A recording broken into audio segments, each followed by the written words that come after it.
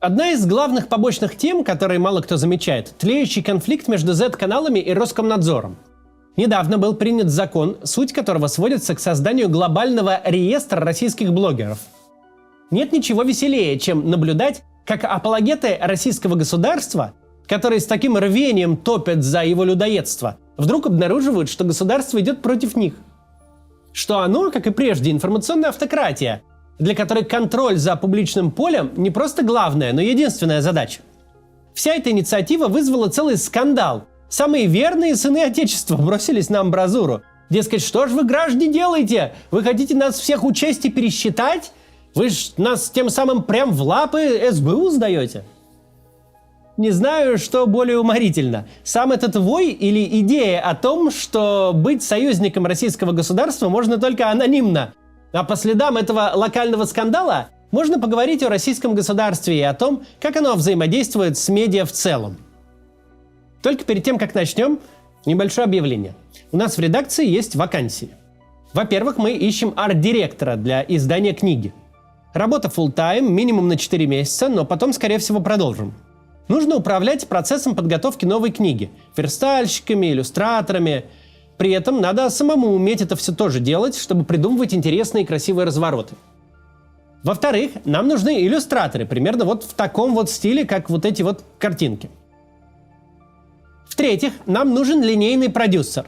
Это по факту менеджер, который организует более сложные съемки, чем наши ежедневные ролики. В-четвертых, нам нужен режиссер для сложных длинных роликов. В работу входит все, от придумывания вместе со мной темы и того, как все снимать, и как должно выглядеть, до финального монтажа. Ну, то есть вы не сами монтировать будете, но отвечать за это.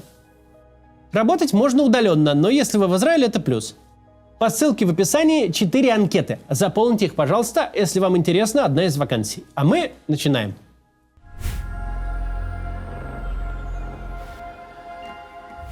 Российский режим начал становиться информационной автократией не по мере его развития, а сразу с первых дней. Это не фигура речи. Первый обыск в офисе медиамоста Гусинского, которому принадлежало НТВ и Эхо Москвы, прошел 11 мая 2000 года. Всего за 4 дня до этого Путин вступил в должность президента. Да и те 4 дня в основном были выходные. Для всех остальных кирпичиков в фундаменте режима еще даже раствор не замесили. Ходорковскому еще 3 с лишним года на свободе ходить. А за главный независимый от власти медиахолдинг взялись сразу. Путин не тот, кому нужно объяснять магическую силу медиа. Он выиграл президентство в реалити-шоу. Он продукт золотой эпохи телевидения. Почти 40 миллионов человек безо всякой централизованной системы фальсификации и принуждения 26 марта 2000 года проголосовали за человека, фамилию которого едва ли за год до этого знали вообще. Про которого до сих пор ничего, кроме чекистского прошлого, не известно. Человек без политической карьеры, без прошлого, никогда не участвовавший в выборах, не участвовавший в дебатах, не руководивший даже поселковым советом, выигрывает выборы в крупнейшей стране мира посредством одного только телевизора. Как политик, Путин рос в полной убежденности, что медиа всемогущи. Кто ты такой, что ты делаешь и какие у этих действий последствия в реальности – это мелочи. Реальное значение имеет только то, что показывают в паблике. Медиа могут из пустого места сделать национального лидера, и национального же лидера стереть в порошок. Система контроля над СМИ выстраивалась крайне прицельно и последовательно. И крайне успешно. В сентябре 2004-го мы уже увидели настоящее телевидение путинской эпохи, когда все ведущие телеканалы берут данные о количестве заложников и погибших, о ходе операции по освобождению не из данных корреспондентов на местах, а из указаний администрации президента. Мы не будем останавливаться на том, как именно выглядела система контроля над СМИ. Мы об этом говорили уже не раз.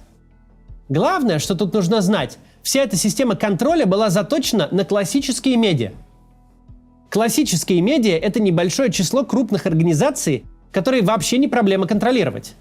Делать это можно разными путями, например, через собственников.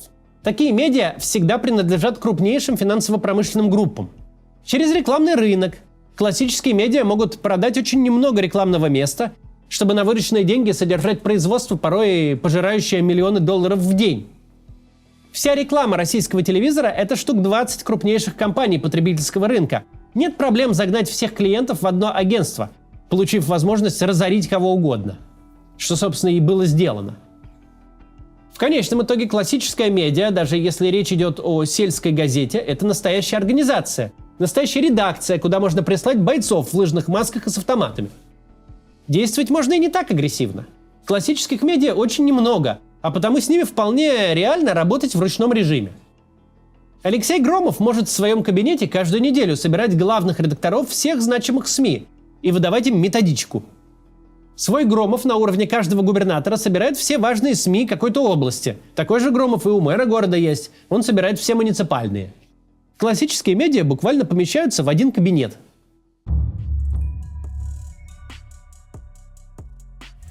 Эта пирамида контроля оказалась не очень пригодной для эпохи интернета и новых медиа, которая в полной мере развернулась в десятые годы.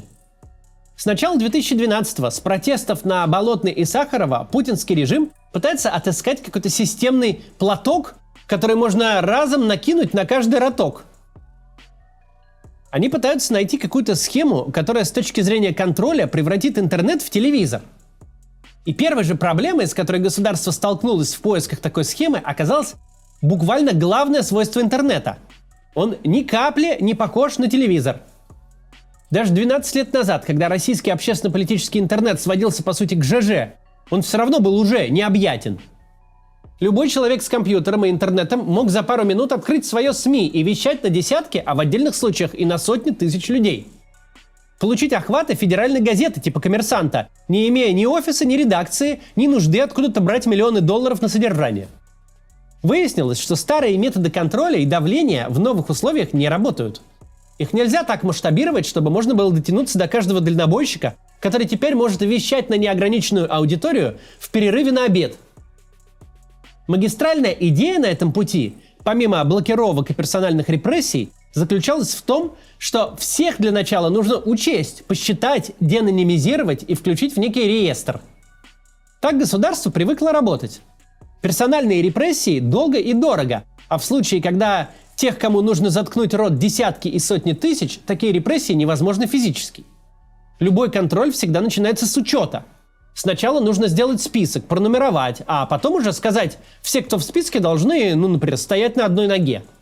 Пожилые интернетчики вроде меня такие инициативы хорошо помнят. И нынешняя, о создании реестра блогеров с аудиторией свыше 10 тысяч человек, это заход уже на второй круг. 1 августа 2014 года вступил в действие федеральный закон номер 97. Он обязывал владельцев любых ресурсов в сети интернет с суточной аудиторией более 3000 человек самостоятельно написать на себя донос в Роскомнадзор и включиться в реестр распространителей информации, наложив на себя ограничения, которые российское законодательство применяет к СМИ. При этом не получить никаких прав, которые российское законодательство СМИ дает. Идея провалилась немедленно. Закон был написан настолько бестолково, что даже сам Роскомнадзор был совершенно без понятия, как вести реестр и как вообще считать эти 3000 пользователей. А злая благосфера принялась клепать липовые заявки, где высказывала все, что об этом законе думает. Из всего тогдашнего ЖЖ, который был главной площадкой, единственный дурачок, который поспешил записаться в реестр и всем об этом рассказал, известный в то время пропагандист Фриц Морген. На этом позорище и закончилось. Уже в 2017 году не работавший ни для кого закон тихонечко отменили. В чем абсурдность нынешнего второго захода? В том же, в чем заключалась абсурдность первого. Идея тут в том, чтобы создать необъятный реестр, включающий все на свете платформы. Чтобы вы понимали масштаб задачи, только в одном русскоязычном сегменте YouTube каналов с 10 и более тысячами подписчиков более 50 тысяч штук. С учетом всех платформ это сотни тысяч записей в реестре, с которыми непонятно, как работать. Почему вновь возникла идея, которая один в один повторяет уже провалившуюся? Либо перед нами случай коллективной амнезии, либо возникли новые обстоятельства. А они действительно возникли. И авторы идеи непрозрачно о них говорят. Этот закон направлен против Z-телеграмма, нового явления, с которым за 2,5 года так и не решили, что делать. С формальной точки зрения, этот закон направлен против вроде как союзников власти, против людей, которые по собственной инициативе поддерживают эту войну. Не ждут методичек и финансирования, а сами работают на формирование провоенного общественного мнения. Но фишка в том, что все не так работает. С точки зрения начальства нет никакой разницы, поддерживают ли его нарративы продвигают ли его пропаганду или ругают желтыми земляными червяками. С точки зрения начальства, все СМИ делятся на подконтрольные и те, что гонят отсебятину. Неважно, какая это отсебятина, важно, что это отсебятина, что всю эту массу невозможно собрать в одном кабинете и выдать методичку. Получается парадокс. Развязав войну, российские власти выдавили из страны все независимые медиа, но тут же создали себе новую проблему – цветущий рынок Z-авторов, которые вроде как свои, но на деле несут что и как Бог на душу положит и совершенно не ориентируются на указания из кабинета нужного. Z-каналы по совершенно понятным причинам тут же взвыли. Данный законопроект сделан в интересах врага. Гениальная схема, авторы, видимо, получают премию в Киеве. Странно, почему не просят адрес проживания с геолокацией, чтобы противник мог затем украсть эти данные и использовать в своих целях. Нахуй нам враги, мы сами себя заебем в усмерть, Роскомнадзор всю работу за них сделает. Это пишут в Z-каналах сейчас. Дело в том, что союзники российского государства совершенно не заблуждаются относительно качества этого государства. Они прекрасно понимают, любая информация, которая попадет в руки чиновников, которая будет включена в какой угодно реестр, в лучшем случае окажется на открытом рынке через пару дней. Но против условно своих вроде как не принято применять инструменты, которые привычны для врагов. Пачками объявлять Z-телеграммы иноагентами – это так себе идея. Она будет дискредитировать не каналы, а саму идею списка иноагентов. Как следствие, для них нужно придумать свой реестр, который не прям совсем враги народа, но под подозрением. И в итоге все точно так же, как с врагами. Оказывается, невозможно объять необъятное. Оказывается, что друзьям, так же как и врагам, нужны все те же права. Оказывается, что друзья тоже не в восторге от того, что их личные данные завтра будут доступны кому угодно. Оказывается, что друзьям, как и врагам, нужна свободная среда распространения информации, что искренняя поддержка войны в этом смысле не особо-то отличается от искренней поддержки либерализма и демократии. Тоже нужна значительная степень свободы, чтобы донести какую бы то ни было мысль. С одной стороны, значительная степень свободы позволяет заниматься любимым делом Z-телеграмма – людоедством, что центральной пропаганде вроде как играет на руку. Но с другой стороны, это полностью противоречит авторитарной модели управления медиа. Свободы не должно быть ни у кого и никакой. Тут лучше всего видно противоречие между стоящими прямо сейчас целями. Хоть как-нибудь и кого-нибудь вдохновить войной и архитектурой режима с одной стороны и не допускать никакой самостоятельной активности с другой. Причем в отличие от прочих случаев противостояния это происходит публично. Но не противники режима рассуждают о правах и свободах, а самые, казалось бы, верные его апологеты вопрошают: «А нас-то за что?» Попытка взять контроль над Z-каналами в очередной раз демонстрирует: свобода СМИ, она либо есть, либо нет. Ее не может быть чуть-чуть. Она не может быть для своих. Она или работает для всех, или не работает ни для кого. Точно так же инвариативно работает и авторитарный закон. Авторитарная власть хочет контролировать информационное пространство целиком. Она не делит это пространство на своих и чужих. Для нее единственной метрикой является сам по себе контроль. Историю, которую мы сегодня наблюдаем в противостоянии Z-каналов и Роскомнадзора, можно применить ко всему, что делает этот режим. С одной стороны, он очень хочет быть эффективным в пропаганде. С другой стороны, хочет все контролировать. Но вместе это, конечно, не очень работает. Штатные пропагандисты, которые и шагу не делают ни вправо, ни влево, феноменально неэффективны. Они вдохновляют граждан не больше, чем советские дикторы. Но они послушны.